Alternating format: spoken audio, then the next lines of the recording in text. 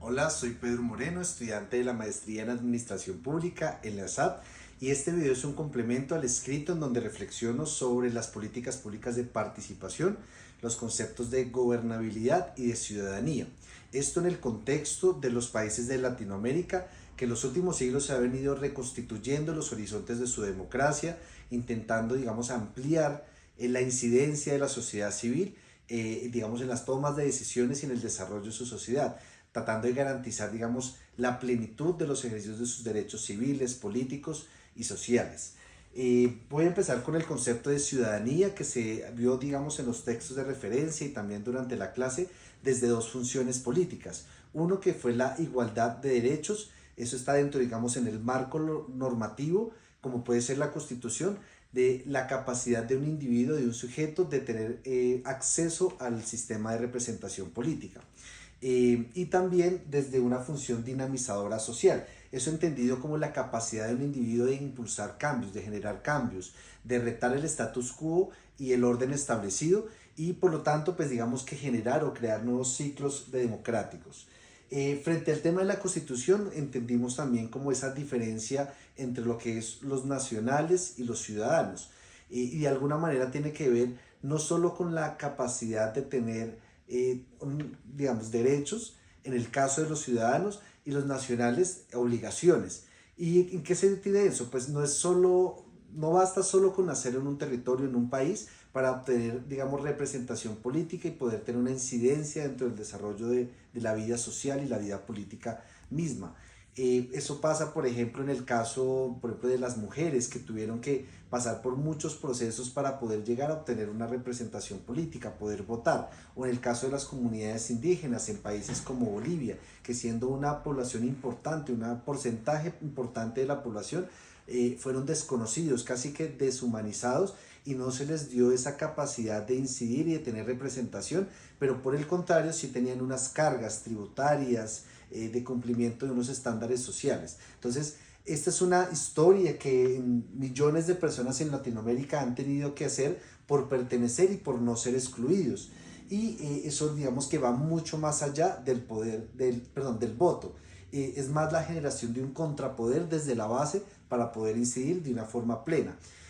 Voy a empezar de nuevo entonces a hablar por el tema de constitución y de los nacionales. Y en caso particular, aunque bueno, lo vamos a abordar ahorita, en el caso, por ejemplo, de Chile, en donde los extranjeros tienen una capacidad de tener una representación política, porque pueden votar cerca de 885.000 personas extranjeras, principalmente colombianos, peruanos y venezolanos, que es la población mayoritaria en Chile, pueden votar. Obviamente hay unas condiciones, hay unas restricciones que incluso fueron endurecidas en 2022, pero que les permitía, por ejemplo, si vivían durante los últimos 5 años en Chile de forma ininterrumpida, poder ejercer este derecho al voto. Eh, Voy a hablar también del caso de Bolivia, que es muy interesante, por ejemplo, cómo durante 1853 a 1951, ese periodo de casi 100 años, se pasó solo de un 0.6% de la población que tenía la capacidad de participar y tomar las decisiones, tener una representación política, de votar, a cerca del 4%, o sea, un avance muy poco en 100 años. Luego en 1952 se introduce el voto universal y poco a poco se va como ampliando esa capacidad de la ciudadanía de tener esa participación y llegando al 36% en el 2005. En el caso de Colombia, solo el 5% de la población podía votar en más o menos 1853. Y luego, con la introducción del voto universal para los hombres en 1936 y posteriormente en 1954, aunque materialmente la primera elección es en 1957 con el plebiscito del Frente Nacional, pero se van ampliando esa capacidad de muchos individuos dentro de la sociedad colombiana de tener ese acceso a la representación política, a los derechos políticos, y ya para 2022 pues vimos una dinámica muy fuerte, casi el 58% de la población apta para votar participó en esas elecciones presidenciales. Y pues digamos que si no es perfecto y hay un camino, hay unos retos muy grandes, ahorita vamos a ver de la satisfacción de las personas con respecto a sus democracias y a esos sistemas, pues sí vemos que se ha ido aumentando la capacidad de los individuos de poder tomar esa acción o esa participación, es decir, de ser ciudadanos. Hay que, digamos, cabe mencionar que, por ejemplo, en el caso de Colombia o también en el de México, se limitaba a algunas personas, por ejemplo, que tuvieran finca raíz o que tuvieran, digamos, cierto nivel de alfabetismo o incluso ciertas condiciones, por ejemplo, como estar casado, ser mayor de edad. Entonces siempre había unas restricciones que hacían que fuera muy reducido la cantidad de individuos dentro de los países en esos momentos que pudieran tener esa representación política. En el caso de México, muy similar, se introduce, digamos, en 1953 y efectivamente se materializa en 1955 el derecho de las mujeres de poder votar y elegir. Y también para 2005 se amplía y se le da a los extranjeros residentes, perdón, a los mexicanos residentes en el extranjero la capacidad también de tomar decisiones, y no solo de representación, sino de su país en términos generales.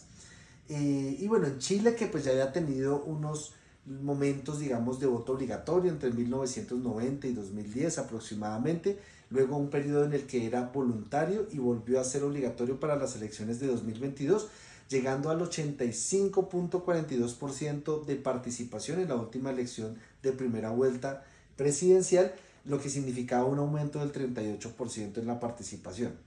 Esto es una evolución, digamos, de cómo ha venido mejorando eh,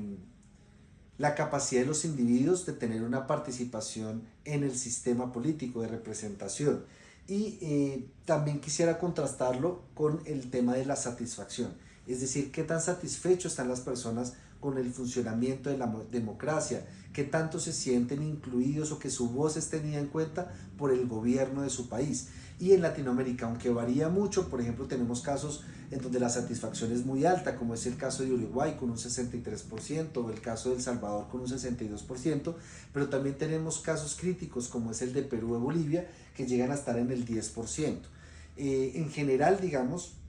el promedio latinoamericano es del 33%, es decir, solo una persona de tres sienten que tienen una voz dentro del desarrollo del Estado, dentro de, digamos, que su gobierno los escuche y que tiene una participación incidente. Eh, Quiero entonces ahora abordar lo que se llaman como los nuevos movimientos versus los viejos movimientos. ¿Y qué es lo que intenta decir un poco? ¿No? Hay una brecha muy grande entre las políticas públicas de participación, lo que habla la Constitución de que usted puede participar a través de un plebiscito, de una asamblea constituyente, de una revocatoria a un gobernante o un mandatario, de diversas formas. Por ejemplo, un cabildo abierto, aunque no esté en la Constitución, pero sí está reglamentado en algunas leyes, el tema de las audiencias públicas. Eso está, digamos, son los avances de esos instrumentos, pero todavía hay una brecha muy grande sobre la incidencia real que existe en la ciudadanía frente a los procesos. Entonces, para hablar de eso, antes de hablar de los viejos y nuevos movimientos, quiero hacer mención, por ejemplo, al trámite de los planes operativos anual de inversiones en las juntas administradoras locales de las localidades de Bogotá. ¿Y por qué lo menciono? Porque si bien, por ejemplo, estos instrumentos pretenden que haya una participación incidente, habla, por ejemplo, de algunos enfoques diferenciales y poblacionales, habla de presupuestos participativos, en donde la ciudadanía en principio tiene la potestad de poder votar y elegir democráticamente en dónde se debería priorizar la inversión de su localidad, pues también hay una especie de sensación de que es muy cosmético, de que es muy superficial esta participación, de que no es realmente incidente. Porque, por ejemplo, las audiencias públicas que se realizan como norma dentro de ese proceso, usted escucha a la ciudadanía, los ediles y edilesas escuchan a la ciudadanía, pero el marco normativo es tan inflexible, es tan rígido, que no permite realmente hacer cambios sustanciales y de fondo en esas priorizaciones. Termina siendo de alguna otra manera también estos actores de representación, como son los ediles y edilesas, en sus relaciones y en sus acuerdos burocráticos con las administraciones locales, pero no pudiendo retomar o hacer variaciones de fondo en este tema de la aprobación de los presupuestos que tienen en sus diferentes territorios. Entonces, ¿qué se necesita? Y eso hace parte, por ejemplo, de esa capacidad de generar, de impulsar nuevos movimientos. Y es los antiguos o los viejos movimientos lo que pretendían es llegar al poder estatal, ¿sí? Concebía que esas diferentes personas, individuos, colectivos, deberían tomarse el poder y llegar a esos a ese poder estatal para poder crear normas, para poder crear marcos legales que les permitiera, digamos, llegar a esa igualdad de derechos. Pero esa concepción debería cambiarse por lo de los nuevos movimientos, que lo que quieren realmente no es llegar al poder estatal y crear normas y leyes, sino lo que quiere es incluso llegar a incidir en la cultura, en la vida social directamente. Quiere cambiar esos paradigmas y tener, digamos, desde la base, tener un contrapoder desde la base para poder incidir en el desempeño, en la realización plena de todos los derechos civiles, sociales, políticos. Otra diferencia es que los viejos movimientos casi que tienen una visión homogeneizadora, en donde está, digamos, el proletariado, el campesinado, pues todos tienen que ser iguales y de alguna manera niega la diversidad de las sociedades. Entonces, en los nuevos movimientos lo que se propone es que sea heterogéneo, que diversos actores de diversos intereses puedan realmente concentrarse y llegar a los acuerdos para trabajar por un tema común, por un objetivo común. Y una última diferencia es el tema del poder social, es decir, esos mecanismos que va mucho con el tema del poder estatal, que significa que tiene que mantenerse los movimientos sociales independientes de los gobiernos, de ese poder estatal, sino que incluso tiene que ser cada vez más poderoso el poder que tiene la sociedad como tal que el mismo Estado. Bueno, como, digamos, como conclusión, creo que ha sido muy importante entender este tema de las políticas públicas, cómo han evolucionado los diferentes instrumentos, los marcos legales y cómo ellos se han ido materializando en normas, en leyes, pero que todavía existe una brecha muy, muy grande entre lo que se tiene en la norma y lo que realmente sucede en la sociedad y su capacidad de generar incidencia. Por lo tanto, esos nuevos movimientos, para mí es una conclusión importante, es que tenemos que fortalecer esa capacidad de la sociedad de mantenerse vigente, de dinamizar la democracia, de apoderarse mucho de ser ese ciudadano, como ha logrado muchos avances no solo en el tema del voto, sino mantener esas transformaciones sociales. Y se hacen realmente a través de muchos, digamos, depende del grado de institucionalización, pero se puede a través de movilizaciones sociales, de participación, de representación, de lobby, hay muchas formas, pero sí tiene que mantenerse muy vigente la incidencia de la ciudadanía en la toma de decisiones del Estado y en el desempeño mismo de la sociedad.